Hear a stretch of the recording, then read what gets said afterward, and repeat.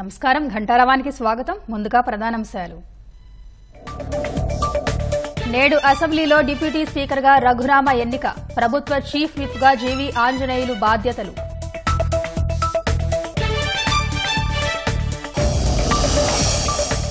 Godavari Krishna Penna అనుసంధానంపై third పార్టీతో అధ్యయనం.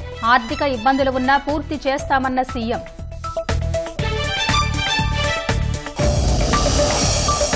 పట్టిసీమ నుంచి గోదావరి జలాల విడుదల. కృష్ణానదిని చేరుతున్న 4,000 క్యూసెక్కుల నీరు.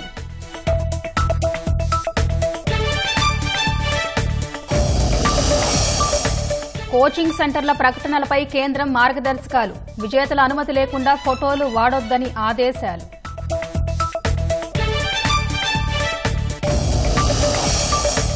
అమెరికా నేషనల్ ఇంటెలిజెన్స్ డైరెక్టర్గా తులసి గబార్డ్. విదేశాంగ మంత్రిగా మార్కో రూబియో నియామకం.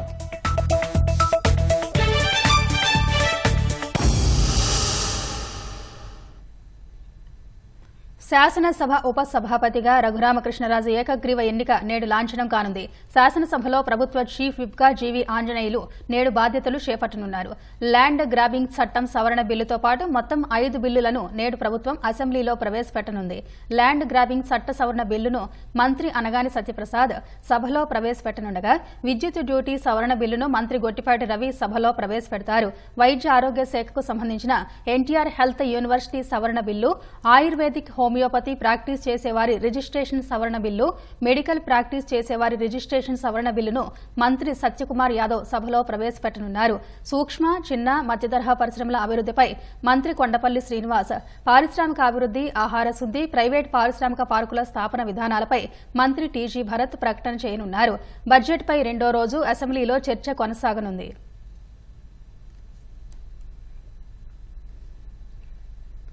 ఏలూరు జిల్లాలోని పట్టిసీమ నుంచి కృష్ణానదికి గోదావరి నీటిని జలవనరుల శాఖ అధికారులు విడుదల చేశారు. మొత్తం 14 పంపులను అధికారులు స్విచ్ ఆన్ చేశారు. వాటి ద్వారా సుమారు 4,000 క్యూసెక్కుల నీరు కృష్ణానదికి చేరుతోంది. గోదావరికి ప్రస్తుతం 20,000 క్యూసెక్కుల వరద వస్తూ ఉండటంతో పట్టిసీమ పంపులను ఆన్ చేస్తున్నట్టు అధికారులు తెలిపారు. కూటమి ప్రభుత్వం అధికారంలోకి వచ్చాక పట్టిసీమ నుంచి నీరు విడుదల చేయడం ఇది రెండోసారి.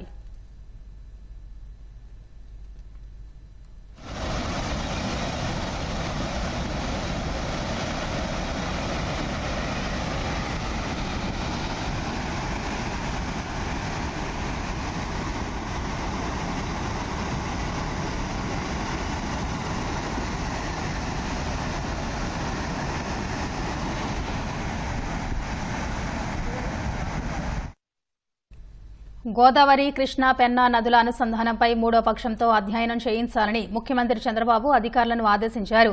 కృష్ణా వరద జలాలు బొల్లాపల్లికి తీసుకెళ్లే ప్రతిపాదనలను పరిశీలించాలని సూచించారు.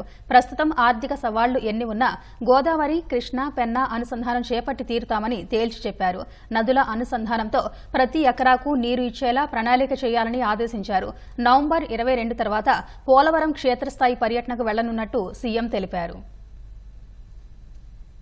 అసెంబ్లీలోని తన ఛాంబర్లో జలవనరుల శాఖ మంత్రి రామానాయుడు ఉన్నతాధికారులతో సీఎం చంద్రబాబు సమీక్ష నిర్వహించారు. ఇప్పటికే గోదావరి కృష్ణాను అనుసంధానం చేసే లక్షల ఎకరాలకు ప్రయోజనం కల్పించామని గుర్తు చేశారు.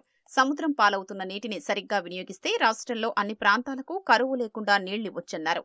గోదావరి నుంచి కృష్ణాకు, అక్కడి నుంచి పెన్నాకు అనుసంధానంపై ఉన్న వివిధ ప్రతిపాదనలపై జలవనరుల శాఖ అధికారులు సీఎంకు ప్రెజెంటేషన్ ఇచ్చారు. కృష్ణా దాటిన తర్వాత బొల్లాపల్లి జలాశయంలో నీటిని నిల్వ చేసి అక్కడి నుంచి సోమశిలకు తరలించే ప్రతిపాదన ఒకటి, బొల్లాపల్లి నుంచి బనకచర్ల రెగ్యులేటర్కు తీసుకెళ్లే మరో ప్రతిపాదన ముఖ్యమంత్రి ముందుంచారు. ఎక్కువ మొత్తంలో గోదావరి నీటిని తీసుకునేందుకు పోలవరం కుడి కాలువ సామర్థ్యం పెంచడం కోసం విస్తరణ చేపట్టాలా, లేక కాలువకు సమాంతరంగా మరో కాలువ తవ్వాలా అనే అంశంపైన చర్చించారు. ఈ రెండు ప్రతిపాదనల్లోని సానుకూల, ప్రతికూల అంశాల్ని సీఎంకు వివరించారు. గోదావరి వరద జలాలు మాత్రమే బొల్లాపల్లికి తీసుకెళ్లడం ఎందుకు? కృష్ణా వరద జలాలు కూడా బొల్లాపల్లికి తరలించొచ్చు కదా అని సీఎం ప్రశ్నించారు. కృష్ణాలో వరద ఉన్నప్పుడు గోదావరి నుంచి మళ్లించడం వృధా వ్యయం కదా అనన్నారు. కృష్ణా వరద ఉన్న రోజుల్లో ఆ నీటినే తీసుకెళ్లేలా, లేని రోజుల్లో గోదావరి వరద మళ్లించేలా ప్రణాళిక రూపొందించారన్నారు. ఈ అంశంపై మూడో పక్షంతో అధ్యయనం చేయించి తీసుకురావాలని చెప్పారు. ప్రతిపాదనల్లో సత్వర ఫలితాలు, తక్కువ ఖర్చు అయ్యే దానిపై అధికారులు ప్రాథమిక వివరాలు తెలిపారు. 3 నదుల అనుసంధానంతో పాటు పోలవరం కాలువ సామర్థ్యం పెంపుపై మరింత కసరత్తు చేయాలని సీఎం సూచించారు. పోలవరం ప్రాజెక్టులో విదేశీ నిపుణుల బృందంతో జరిగిన చర్చల సారాంశాన్ని అధికారులు సీఎంకు వివరించారు. పోలవరం ప్రాజెక్టు ఎప్పటికి పూర్తి చెయ్యగలరో షెడ్యూల్ తయారు చేయాలని సీఎం చెప్పారు. నవంబర్ 22 తర్వాత ఏదో రోజు పోలవరం ప్రాజెక్టు సందర్శనకు వెళతానన్న చంద్రబాబు అక్కడే పనులపై షెడ్యూల్ ప్రకటిస్తానన్నారు. పోలవరం పునరావాసంపైన చర్చ జరిగింది. తొలిదశ పునరావాసం కోసం 18,925 ఇళ్లు నిర్మించాల్సి ఉందని ఉన్నతాధికారులు చెప్పారు. వైసీపీ హయాంలో 2022 నుంచి పోలవరం పునరావాస కాలనీల్లో అన్ని నిర్మాణాల్ని కాంట్రాక్టర్లు నిలిపివేసినట్లు అధికారులు వివరించారు. ఆ పనులు చేసే గుత్తేదారులకు 155 కోట్ల బిల్లులు పెండింగ్లో ఉన్నాయన్నారు. ఎప్పుడో 2018లో ఒప్పందాలు అయినందున ఆ ధరలకు చేసేందుకు వారు సిద్ధంగా లేరని చెప్పగా తగిన ప్రత్యామ్నాయాలు చూడాలని, నిబంధనల ప్రకారం నిర్ణయం తీసుకోవాలని సీఎం చెప్పారు. పోలవరం భూసేకరణ, పునరావాసం పనులు సమాంతరంగా చేపట్టారన్నారు. ఇందుకు 2,600 కోట్లు అవసరమని చెప్పగా త్వరలోనే ఆ నిధులు సర్దుబాటు చేస్తామని సీఎం తెలిపారు. రాష్ట్ర ప్రభుత్వం నూతనంగా తీసుకురానున్న వాటర్ పాలసీపైన సమీక్షలో చర్చ జరిగింది. ఇతర రాష్ట్రాల్లో ఎలాంటి విధానాలు ఉన్నాయో అధ్యయనం చేయాలని ముఖ్యమంత్రి సూచించారు. కృష్ణా జిల్లా ఆకునూరు వద్ద జాతీయ రహదారిపై జరిగిన రోడ్డు ప్రమాదంలో కానిస్టేబుల్ మృతి చెందారు. గుర్తు తెలియని వాహనం ఢీకొని పబిడిముక్కల కోర్టు కానిస్టేబుల్ మత్తే రామకోటేశ్వరరావు మరణించారు. రామకోటేశ్వరరావు భార్య దుర్గా భవానీ ఎక్సైజ్ కానిస్టేబుల్ గా పనిచేస్తున్నారు. భార్యాభర్తలిద్దరూ బైక్పై వెళుతుండగా గుర్తు తెలియని వాహనం ఢీకొంది. ఈ ఘటనలో రామకోటేశ్వరరావు అక్కడికక్కడే మృతి చెందారు. భార్య దుర్గా భవానీకి తీవ్ర గాయాలయ్యాయి. ఆమెను ఉయ్యూరు ప్రభుత్వ ఆసుపత్రికి తరలించి చికిత్స అందిస్తున్నారు.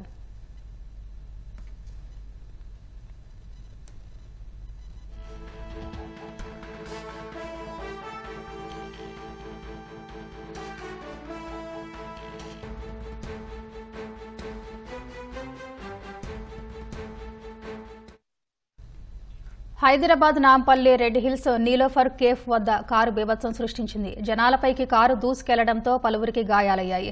మద్యం మత్తులో కారు నడిపిన వ్యక్తిని స్థానికులు చితకబాదారు. కారు నడిపిన వ్యక్తిని పోలీసులు అదుపులోకి తీసుకుని విచారణ చేపట్టారు.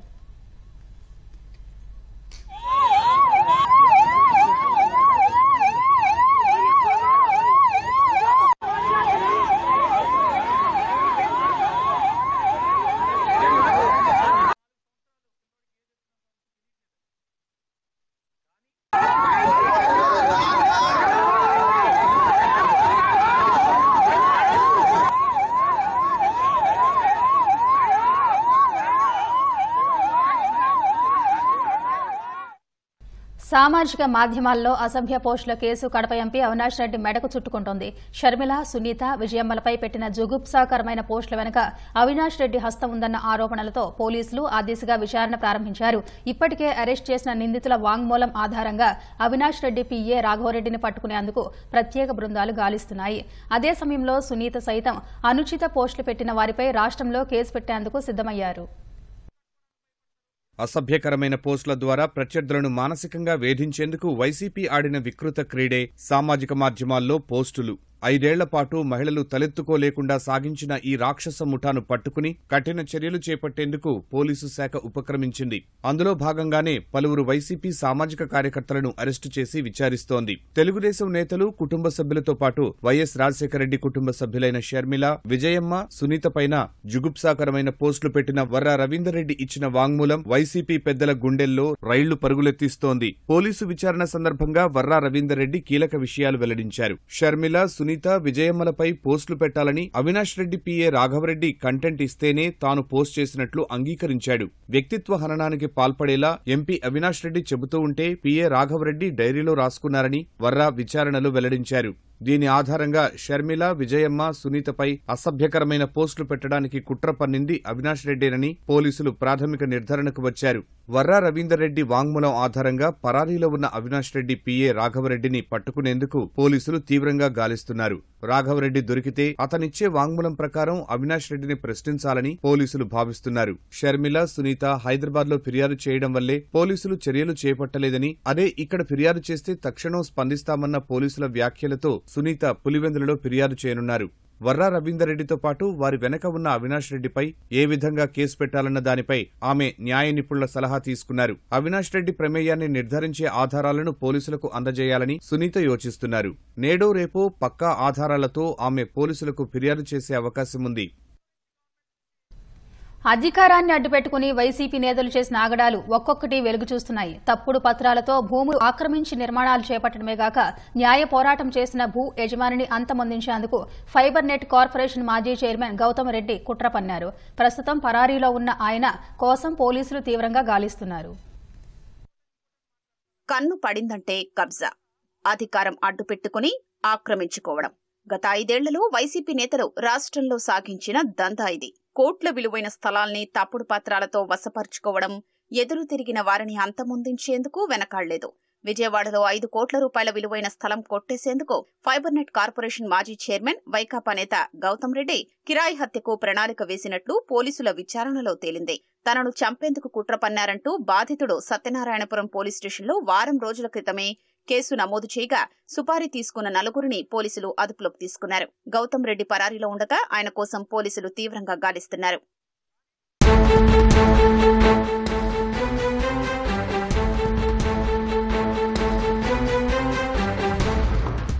విజయవాడలోని సత్యనారాయణపురం శివాలయం వీధికి చెందిన గండూరి ఉమామహేశ్వర శాస్త్రి తల్లి పేరిట లక్ష్మీనగర్లో 325 చదరపు అడుగుల స్థలం 2014లో కొనుగోలు చేశారు.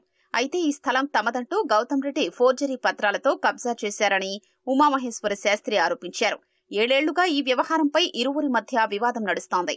అయితే వైసీపీ అధికారంలో ఉండగా గౌతమ్ రెడ్డి నగరపాలక సంస్థ నుంచి అనుమతి తెచ్చుకుని గ్రౌండ్ ఫ్లోర్తో పాటు 2 అంతస్తులు నిర్మించారు. దీనిపై ఉమామహేశ్వర శాస్త్రి 2017లో సత్యనారాయణపురం పోలీస్ స్టేషన్లో కేసు పెట్టగా గౌతమ్ రెడ్డి హైకోర్టుకు వెళ్లి స్టే తెచ్చుకున్నారు. బాధితుడు ఎడతెగని న్యాయ పోరాటం చేయగా 2వ అంతస్తు కూల్చేందుకు అధికారులు సిద్దమయ్యారు. ఈ క్రమంలో మరోసారి హైకోర్టుకు వెళ్లిన గౌతమ్ రెడ్డి 4 వారాల వరకు యథాతథ స్థితి ఆదేశాలు తెచ్చుకున్నారు. నేనొక పేద బ్రాహ్మణుడండి, నాకు ఎటువంటి రాజకీయాలతో సంబంధం లేదు. ఆ స్థలం మా పూర్వీకులు ఇచ్చిన స్థలం, 5 కోట్లు విలువ చేసే స్థలం. అది ఎవరన్నా ఆక్యుపై చేస్తే ఎలా వదిలేస్తారు సార్? ఇతని దురాగతాలకి మా అన్నయ్య, మా అమ్మగారు కూడా కాలం చేశారు. నేను ఇప్పుడు ఒక అనాథని. అయ్యా ముఖ్యమంత్రి గారు అండ్ టీం ఆంధ్రప్రదేశ్ గవర్నమెంట్కి నా విజ్ఞప్తి, ముందు నన్ను ప్రాణాలతో బతుకులిచ్చే ఏర్పాట్లు చేయండి. తర్వాత స్థలం మీద ఎంక్వైరీ చేయండి, నాకు న్యాయం చేయండి. ఇటువంటి దురాగతాలు చేస్తున్న వాళ్ళ మీద మీరు శిక్షించకపోతే వాళ్ళ హక్కులు ఇంకా పెరిగిపోతాయి. ఆల్రెడీ ఆయన గత 40 సంవత్సరాల నుంచి బ్రాహ్మణ ఆస్తులు కబ్జా చేసి 300 మందిని రోడ్డులు పడేసిన వ్యక్తి ఆయన. Fibre net corporation X chairman. దయించి వాళ్ళందరూ కలిసి కాపాడండి, నాకు న్యాయం చేయండి, ధర్మం చేయండి. ఎన్ని బెదిరింపులకు పాల్పడినా ఉమామహేశ్వర శాస్త్రి న్యాయ పోరాటం ఆపలేదు. కోట్లాది రూపాయల విలువైన స్థలం చేజారిపోతుందని భావించిన గౌతమ్ రెడ్డి తన డ్రైవర్ బందా శ్రీను ద్వారా తనను అంతమొందించడానికి కుట్ర పన్నారని 24 లక్షలు సుపారీ ఇచ్చారంటూ ఉమామహేశ్వర శాస్త్రి ఇటీవల ఓ వీడియో రిలీజ్ చేశారు. ఈ నెల 6న మధ్యాహ్నం ఇంటి గోడ దూకి లోపలికొచ్చి కత్తితో దాడి చేసి ఇంటి స్థలం ఒరిజినల్ పత్రాలు, సెల్ ఫోన్ తీసుకుని పరారయ్యారని బాధితుడు వాపోయాడు. అదే రోజు సత్యనారాయణపురం పోలీసులకు ఫిర్యాదు చేయగా గౌతమ్ రెడ్డి, బందా శ్రీనితో పాటు మరో 4గురిపై హత్యాయత్నం, దోపిడీ కేసు నమోదైంది. సీసీ ఫుటేజీ ఆధారంగా జగ్గయ్యపేట చిల్లకల్లుకు చెందిన గెడ్డం వినోద్, తాళ్లూరి గణేష్, దేవళ్ల వంశీ, ఉప్పతోళ్ల అశోక్ కుమార్ ను అదుపులోకి తీసుకుని విచారిస్తున్నారు. వీరు హత్యాయత్నానికి వాడిన ఆయుధం, దోచిన సొత్తులో కొంత స్వాధీనం చేసుకున్నారు. ప్రధాన నిందితుడైన గౌతమ్ రెడ్డితో పాటు మిగిలిన వారు పరారీలో ఉండగా వారిని పట్టుకునేందుకు పోలీసు బృందాలు హైదరాబాద్, విశాఖ, బెంగళూరు, చెన్నైలకు వెళ్లాయి. ఏపీ మానవ హక్కుల కమిషన్లో చైర్పర్సన్, జ్యుడిషియల్, నాన్ జ్యుడిషియల్ సభ్యుల నియామకం కోసం తాజాగా నోటిఫికేషన్ వెలువడనుందని అడ్వకేట్ జనరల్ దమ్మాలపాటి శ్రీనివాస్ హైకోర్టుకు తెలిపారు. పూర్తి వివరాలను కౌంటర్ రూపంలో కోర్టు ముందు ఉంచేందుకు సమయం కావాలన్నారు. అందుకు అంగీకరించిన ధర్మాసనం విచారణను 6 వారాలకు వాయిదా వేసింది. HRC chairperson, judicial, non judicial సభ్యులను నియమించేలా రాష్ట్ర ప్రభుత్వాన్ని ఆదేశించాలంటూ న్యాయవాది తాండవ యోగేష్ హైకోర్టులో పిలువేశారు. గత 8 నెలలుగా హెచ్ఆర్సీలో పోస్టులను భర్తీ చేయలేదని లేదన్నారు. మార్చి 15న నోటిఫికేషన్ జారీ చేసిన పురోగతి లేదన్నారు. ఏజీ దమ్మాలపాటి శ్రీనివాస్ స్పందిస్తూ తాజాగా నోటిఫికేషన్ ఇవ్వాలని ప్రభుత్వానికి తాను అభిప్రాయం వ్యక్తం చేశానన్నారు. కర్నూలులో ఏర్పాటు చేసిన లోకాయుక్త రాష్ట్ర మానవ హక్కుల కమిషన్ కార్యాలయాలను రాజధాని అమరావతికి తరలించేందుకు రాష్ట్ర ప్రభుత్వం సూత్రప్రాయంగా అంగీకరించిందని ప్రభుత్వ ప్రత్యేక న్యాయవాది ఎస్ ప్రణతి హైకోర్టుకు నివేదించారు. చట్ట సవరణ చేసి నోటిఫికేషన్ జారీ చేయాల్సి ఉందన్నారు. పూర్తి వివరాలతో కౌంటర్ వేస్తామన్నారు.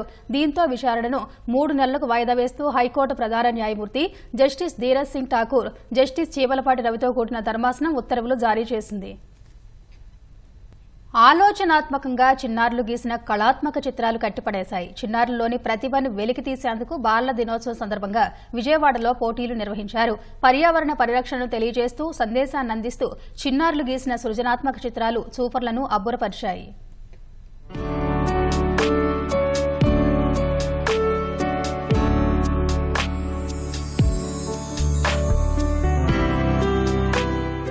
జీవకళ ఉట్టిపడుతున్న ఈ చిత్రాలన్నీ చిన్నారుల కుంచెల నుంచి జాలువారినవే.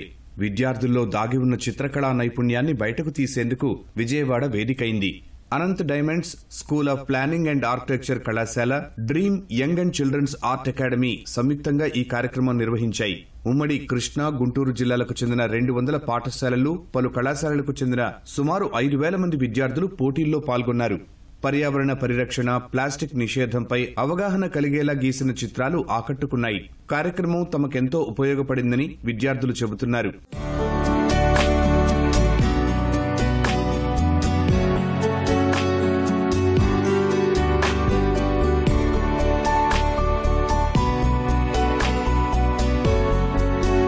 నాకు ల్యాండ్స్కేప్ డ్రాయింగ్ ఇచ్చారు. దాన్ని చేయడం వల్ల నాకు చాలా ఆనందంగా ఉంది.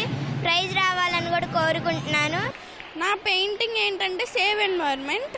సో సేవ్ ఎన్వైర్న్మెంట్ అంటే మనం ఎన్వైర్న్మెంట్ని ఎలా సేవ్ చేయాలి, మళ్ళీ సొసైటీలో ఏమేమి చేయాలి, మార్పులు, మళ్ళీ పొల్యూషన్ చేయకూడదు, అలాంటివన్నీ నేను డ్రా చేశాను. ఇలాంటి ప్రోగ్రామ్స్ వల్ల స్కిల్స్ చాలా డెవలప్ అవుతాయి. నా డ్రాయింగ్ స్కిల్స్ కూడా డెవలప్ అయినాయి. చాలా ఇట్ ఈస్ వెరీ హెల్ప్ఫుల్. నేను ఇక్కడ డ్రాయింగ్ కాంపిటీషన్కి సేవ్ ఎన్విరాన్మెంట్ అనే టాపిక్ మీద వచ్చాను. ఇలాంటి హోస్ట్ చేయడం వల్ల ఎంతో అవేర్నెస్ క్రియేట్ అవుద్ది. ఇదెంతో అద్భుతమైన విషయం, అద్భుతమైన కార్యక్రమం. మా థీమ్ ఏంటంటే సేవ్ ఎన్విరాన్మెంట్.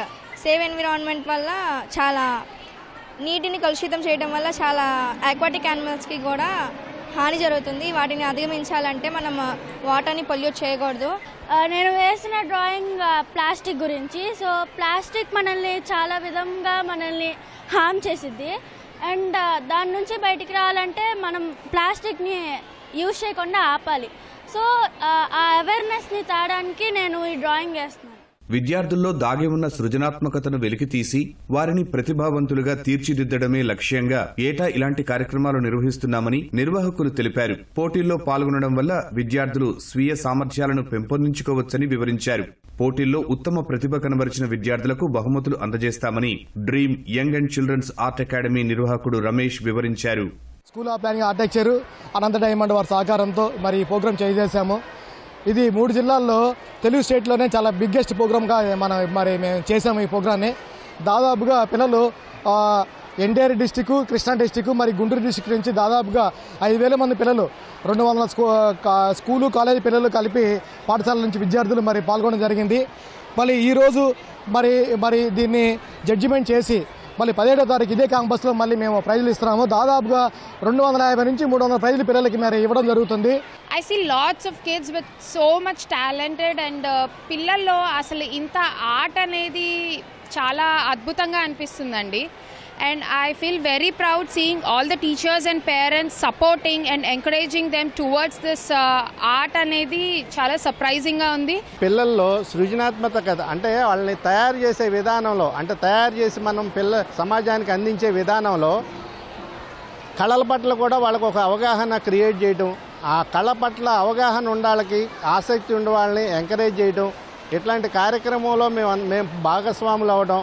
అంటే రమేష్ గారు, నేను, స్కూల్ ఆఫ్ ఆర్కిటెక్చర్ వాళ్ళు ప్రెమిసెస్ ప్రొవైడ్ చేసి ఎంకరేజ్ చేయడం అనేది సమాజానికి ఒక శుభసూచకంగా ఫీల్ అవుతున్నాను. చిత్రపోటీల్లో పాల్గొనడం తమకు ఎంతో ఆనందంగా ఉందని, భవిష్యత్తులో ఇలాంటి కార్యక్రమాలు మరిన్ని నిర్వహించాలని విద్యార్థులు కోరుతున్నారు.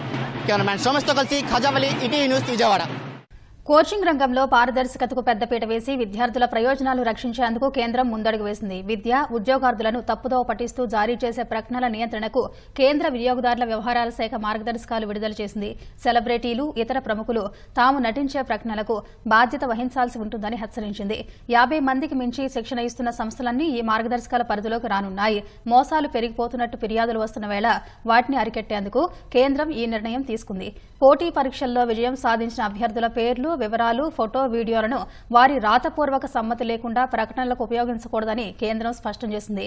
కోర్సులు పూర్తయ్యేందుకు పట్టే సమయం, ఫ్యాకల్టీ వివరాలు, ఫీజులు వంటి వాటి గురించి అబద్దాలు చెప్పకూడదని తెలిపింది. మంచి ర్యాంకులు, మార్కులు, ఉద్యోగం, వేతన పెంపు వంటివి వస్తాయని గ్యారంటీగా చెప్పకూడదని స్పష్టం చేసింది. ఆలస్యమైతే సీట్లు దొరకవనే అభద్రతా భావాన్ని సృష్టించేలా ప్రకటనలు ఇవ్వకూడదని పేర్కొంది. ఈ మార్గదర్శకాలు తక్షణం అమల్లోకి వస్తాయని కేంద్రం పేర్కొంది. అమెరికా అధ్యక్ష ఎన్నికల్లో విజయం సాధించిన డొనాల్డ్ ట్రంప్ తన నూతన పాలక యంత్రాంగంలో భారతీయ అమెరికన్ తులసి గబ్బార్డ్కు చోటు కల్పించారు. ఒకప్పటి డెమోక్రాట్, యుఎస్ కాంగ్రెస్కు ఎంపికైన తొలి హిందువు అయిన తులసి గబ్బార్డ్స్ను నేషనల్ ఇంటెలిజెన్స్ డైరెక్టర్గా నియమిస్తున్నట్టు ప్రకటించారు. 4 సార్లు కాంగ్రెస్కు ఎన్నికైన తులసి 2020 అధ్యక్ష ఎన్నికల్లో డెమోక్రాటిక్ అభ్యర్థిగా పోటీకి యత్నించారు. పశ్చిమాసియా, ఆఫ్రికాలోని యుద్ద క్షేత్రాల్లో 3 సార్లు అమెరికా సైన్యం తరఫున ఆమె పనిచేశారు. ఇటీవలే ఆమె రిపబ్లికన్ పార్టీలో చేరారు. కాంగ్రెస్ ఉమెన్ లెఫ్టినెంట్ కర్నల్ తులసి గబ్బార్డ్ను నేషనల్ ఇంటెలిజెన్స్ డైరెక్టర్గా ఎన్నుకున్నట్టు ట్రంప్ ప్రకటించారు. 2 దశాబ్దాలుగా దేశం కోసం, అమెరికన్ల స్వాతంత్ర్యం కోసం తులసి పనిచేసినట్టు ట్రంప్ తెలిపారు. నిఘా యంత్రాంగాన్ని నిర్భయంగా తీర్చిదిద్ది రాజ్యాంగ హక్కులను పరిరక్షిస్తూ తన బలమైన వ్యక్తిత్వంతో ఆమె శాంతిని తీసుకొస్తారని ట్రంప్ ఆకాంక్షించారు. తులసి మనందరినీ గర్వపడేలా చేస్తుందని పేర్కొన్నారు. ఇదే సమయంలో విదేశాంగ మంత్రిగా సెనేటర్ మార్కో రుబియోను ట్రంప్ ఎంపిక చేశారు. అమెరికా కోసం రుబియో బలంగా నిలబడతారని ట్రంప్ చెప్పారు. ఫ్లోరిడాకు చెందిన మేట్ గేట్జ్ను అటార్నీ జనరల్గా ఎంచుకున్నట్టు ప్రకటించారు.